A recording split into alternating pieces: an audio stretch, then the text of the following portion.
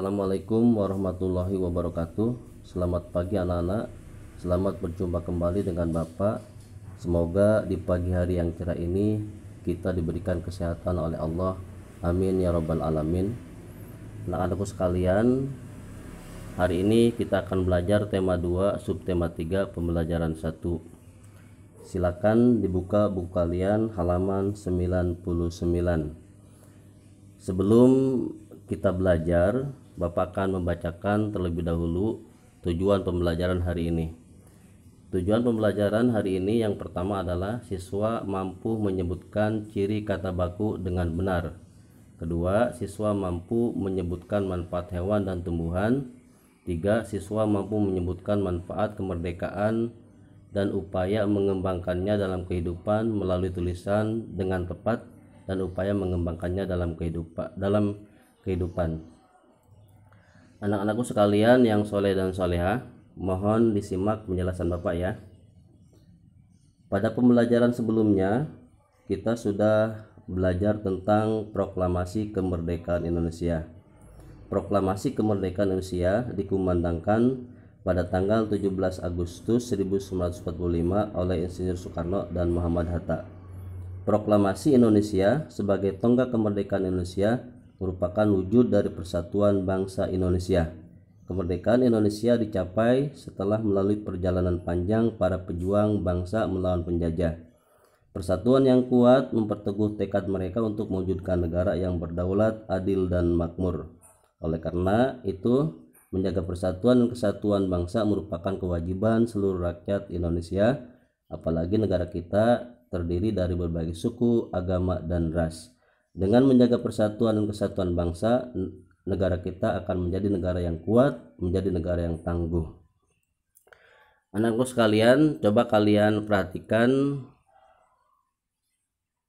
teks yang ada di halaman ini. Nah, ini adalah naskah proklamasi. Tahukah kalian sejarah proklamasi?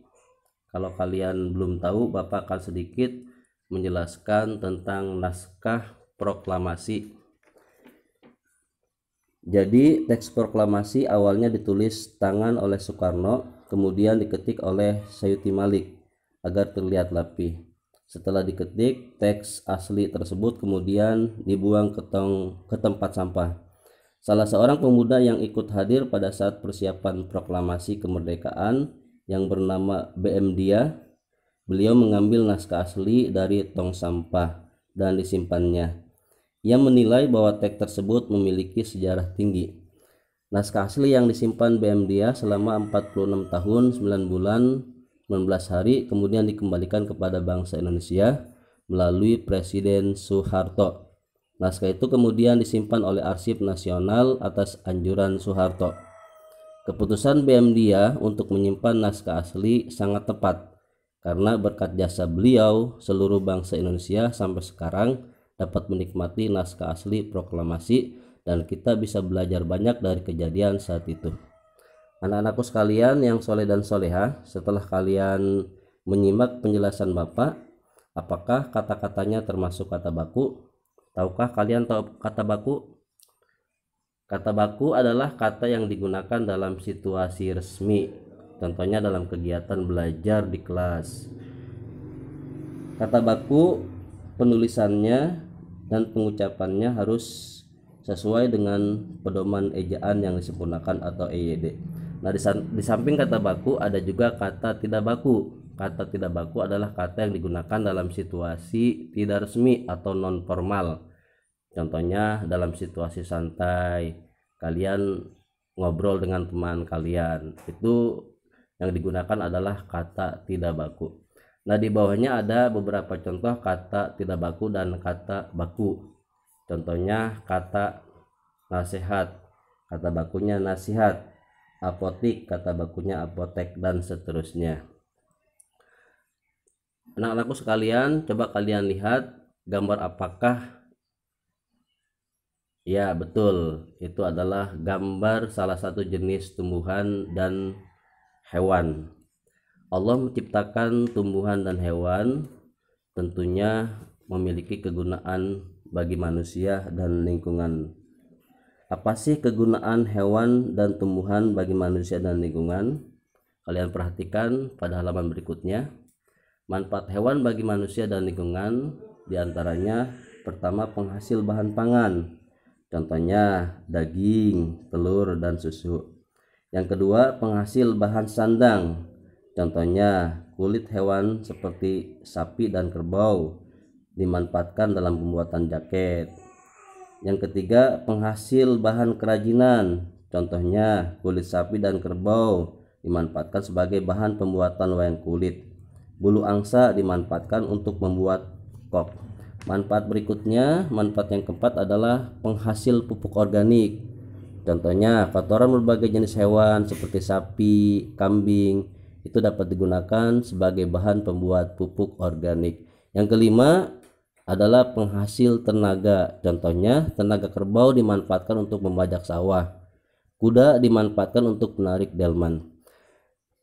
Kemudian manfaat tumbuhan bagi manusia dan lingkungannya diantaranya yang pertama adalah bahan makanan, contohnya kita bisa makan buah, biji, daun dari tumbuhan tersebut. Yang kedua bahan sandang, contohnya serat kapas dapat dimanfaatkan untuk membuat kain katun. Manfaat yang ketiga adalah bahan bangunan, contohnya kayu dari pohon jati, pohon kelapa, dan pohon meranti bisa dimanfaatkan untuk bahan bangunan. Manfaat yang keempat adalah bahan obat, contohnya jahe untuk mengobati batuk, daun jambu biji untuk mengobati diare. Manfaat yang kelima adalah bahan baku industri, contohnya getah karet digunakan dalam pembuatan ban, kayu pinus digunakan dalam industri kertas. Manfaat yang keenam, bahan pewarna alami, contohnya daun suji, daun pandan untuk pewarna hijau, wortel pewarna jingga. Manfaat yang ketujuh adalah menjaga kualitas air, contohnya tanaman bakau menjadi penyaring alami dari air laut menjadi air tawar. Anak-anakku sekalian, demikianlah materi yang Bapak sampaikan hari ini. Namun sebelum Bapak tutup, Bapak akan memberikan PR. PR-nya ada di halaman berikutnya. Di situ ada kolom yang harus kalian isi. Di atasnya ada nama hewan dan tumbuhan. Silakan kalian tulis hewan apa saja yang kalian tulis atau tumbuhan apa aja. Nah, kemudian kolom yang keduanya ada habitat. Habitat itu adalah tempat hidup hewan dan tumbuhan. Nah, kalian tulis juga manfaat bagi manusia. Nah, setelah selesai silakan kalian japri ke nomor Bapak. Kurang lebihnya mohon maaf. Jangan lupa untuk cuci tangan setiap hari dan menggunakan masker kalau bepergian. Akhirul kalam, assalamualaikum warahmatullahi wabarakatuh.